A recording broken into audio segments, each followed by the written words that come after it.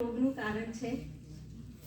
Generally કોવિડે બધાને એવું શીખવાડી દીધું કે ભાઈ વાયરસ છે, બેક્ટેરિયા છે, ખરેખર બહુ પ્રાણઘાતક કહેવાય કે એનાથી તકલીફ થાય, માણસ મરી જાય, એટલી હદ સુધી પ્રોબ્લેમ થાય. પણ જીવાણુ, જો તમે લોકો આમાંથી કેટલા લોકો એવું માને છે કે જીવાણુ રોગનું ખરેખર કારણ છે? Please rays your hand. I just want to C. Very few. Very good. તો આજે બહુ બધા લોકો એવું સમજી ગયા કે ખાલી જીવાણુ રોગનું કારણ નથી, આપણી અંદરની મોર્બિડિટી જ જીવાણુનું કારણ છે, રાઈટ? તો હવે એટલું સમજીએ કે તમે બી એ વાતાવરણમાં રહો, હું બી એ વાતાવરણમાં રહું, પણ હું જ કેમ વારંવાર બીમાર પડું, તમે નથી બીમાર પડતા? તો કંઈક પ્રોબ્લેમ મારામાં જ છે. જીવાણુ તો બધી જ જગ્યાએ છે. જેમ કે પૃથ્વી જ્યારે બની, ઇવોલ્યુશન થયું અને પૃથ્વી જ્યારે બની, ત્યારે સૌથી પહેલો જીવ જે હતો એ બેક્ટેરિયા હતો. તો બેક્ટેરિયાના 2.5 થી 4 બિલિયન વર્ષો પછી આપણે મનુષ્ય જાતિનું અવતરણ થયું.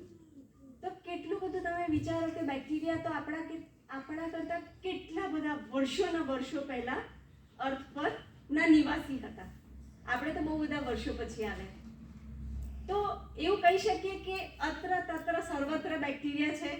Not only bacteria, microbes. હું બેક્ટેરિયા વર્ડ એક કોમન રાખું છું, પણ માઇક્રોબ્સ એટલે એમાં વાયરસ બી આવે, બધી જ પ્રકારના બેક્ટેરિયા બી આવશે, બધી જ જાતના ફંગસ બી આવશે, પ્રોટોઝોઆ બી આવશે, બધું જ આવશે, રાઈટ?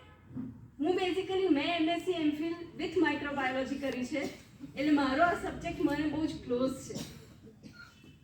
અને લેબોરેટરીમાં અમે લોકો જ્યારે માઇક્રોબિયલ કલ્ચર કરીએ ને, ત્યારે એના પર્ટિક્યુલર એક ગ્રો કરી શકે માઇક્રોબ્સ, એ પ્રકારનું એનું આખી કલ્ચર કરવામાં આવે, એના ઇનોક્યુલેશન, એને કઈ ટાઈપના વાતાવરણ, કઈ પ્રકારનું વાતાવરણ એને અનુકૂળ છે, તો એ બધી જ વસ્તુઓ આપણે ધ્યાન રાખીએ. અને એ વાતાવરણ બરાબર એને મળે છે ને તો જ એ ગ્રો થાય છે. હવે જીવાણુ સૃષ્ટિ જોઈએ તો 2 મેજર એના ગ્રુપ્સ છે. એક છે સેપ્રોફાઇટ, એક છે પેરાસાઇટ. સેપ્રોફાઇટ એ કે જે ખાલી મૃત જીવો પર જીવે છે, ડેડ બોડીઝ પર, અને એ ડેડ બોડીઝનું ડિકમ્પોઝ કરે. ઈધર ડેડ બોડીઝ કોઈ એનિમલ, હ્યુમન બીઈંગ કે પ્લાન્ટ્સ, એ બધા જ આવી જાય, બરાબર? જેમ કે આપણે ગાર્ડનમાં કોમ્પોસ્ટિંગ કરીએ છીએ, તો એ બી સેપ્રોફાઇટના મદદથી જ થાય છે. કે સેપ્રોફાઇટ હોય તો જ જે પંચમહાભૂતનું શરીર બન્યું છે પાછું એમાં મળી જાય, ડિકમ્પોઝિશન થાય. સેપ્રોફાઇટ નથી તો કદાચ કોઈ જીવ પોસિબલ જ નથી.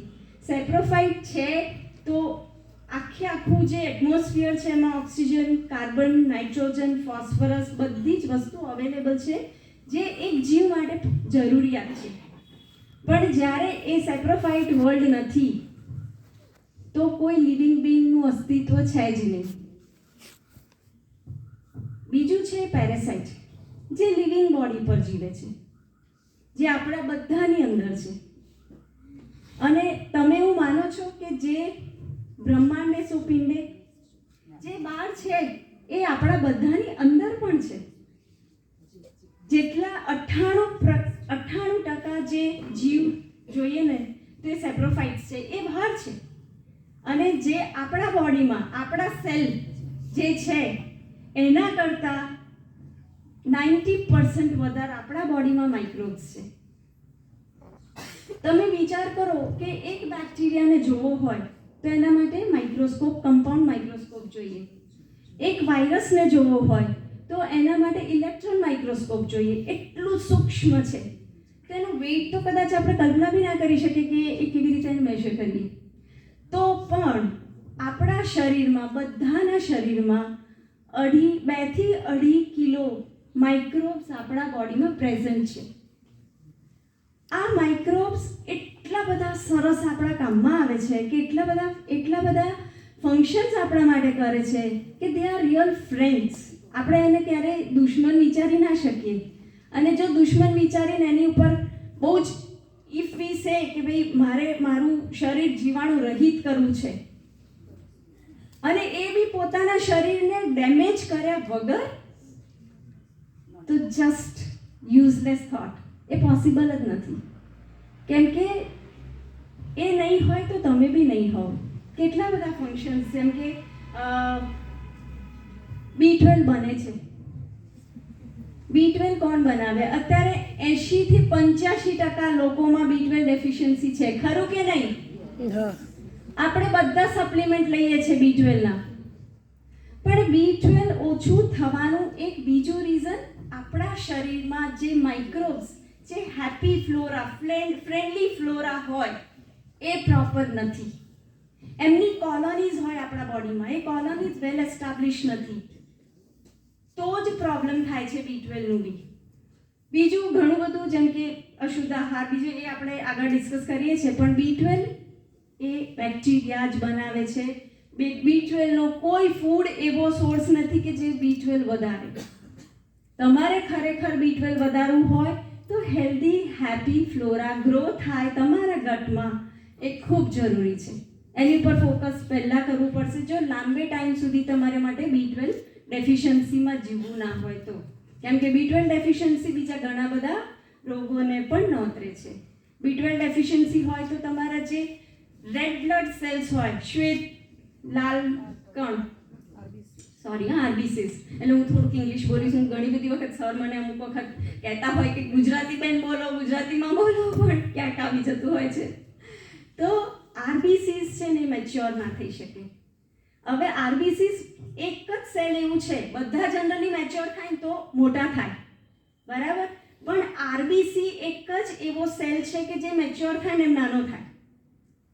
આપણી વિચાર કરો કે આપણી બ્લડ કેપિલરીઝ કેટલી પાતળી છે, સો માઇન્યુટ, રાઈટ? એમાં બી આરબીસી અંદર પાસ થશે તો જ એક સેલ સુધી ન્યુટ્રિશન આપણા બોડીમાં જશે.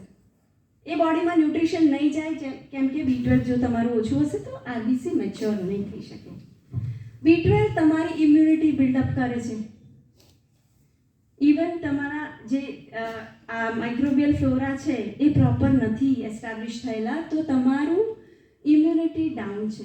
આપણે એવું વિચારીએ કે આની ઇમ્યુનિટી સરસ છે, મારી ઇમ્યુનિટી ખરાબ છે, પણ એના બહુ બધા કારણો છે કે ઇમ્યુનિટી કેમ બધાની અલગ હોઈ શકે. એ બહુ જ બધા આપણા શરીરમાં, આપણે જેમ કંઈ બી સપોઝ ટાઇફોઇડ થયો એક્ઝામ્પલ, તો આપણે એન્ટીબાયોટિક ચાલુ કરીશું, સાચી વાત ને? પણ આપણા શરીરમાં જે આ ફ્લોરા છે, જે આપણા ફ્રેન્ડ્સ છે, એ નેચરલ એન્ટીબાયોટિક્સ બનાવે છે. એવા કેટલા બધા નેચરલ એન્ટીબાયોટિક્સ કે આપણા શરીરને ઘણી બધી વખતે બચાવશે. તો એન્ટીબાયોટિક્સનો બે ઝીઝક જે ઉપયોગ કરીએ છીએ, કંઈ બી થયું ને તરત એન્ટીબાયોટિકના 5 દિવસના કોર્સ કરો, તો એ ખરેખર આપણે બહુ જ નુકસાન કરીએ છીએ. કેમ કે આપણે એવું વિચારીએ કે એ બેક્ટેરિયા જે ડિઝીઝ કોઝિંગ ઓર્ગેનિઝમ છે એને મારી દેશે, પણ એવું શક્ય નથી. ડિઝીઝ કોઝિંગ બેક્ટેરિયાને મારે એની સાથે સાથે હેલ્ધી ફ્લોરા જે ખરેખર આપણા દોસ્ત છે, જે ખરેખર આપણા ફ્રેન્ડ્સ છે, એમને બી એટલું જ નુકસાન કરશે. હવે એવું અત્યારે લેટેસ્ટ જે રિસર્ચ છે ને એમાં એવું કહેવાય છે કે ગટ ઇઝ અવર